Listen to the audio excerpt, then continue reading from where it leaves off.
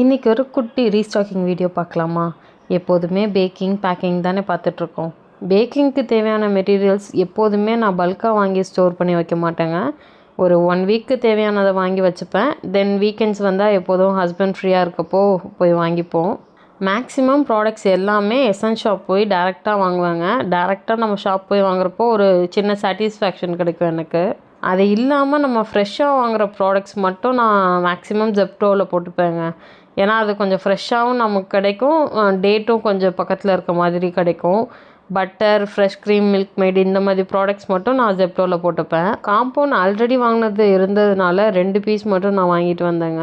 இப்போது ரீசெண்ட் டைம்ஸில் நமக்கு பர்த்டே ஸ்லாப்ஸ்க்கான ஆர்டர் அதிகமாக இருக்கிறதுனால அதுக்கான திங்ஸும் நான் அதிகமாக வாங்கி வச்சுட்டேன்.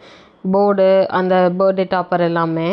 அது கூடவே இப்போ நம்ம ஷாப்ஸுக்கு பீசஸ் வைஸ் கொடுக்குறோம் இல்லையா, அதுக்கான பாக்ஸுமே வாங்கிட்டு வந்துட்டேங்க. ரொம்ப வாங்கலை, அப்பப்போ போய் வாங்குறதுனால கொஞ்சமாக மட்டும்தான் வாங்கி வச்சுட்டேன்.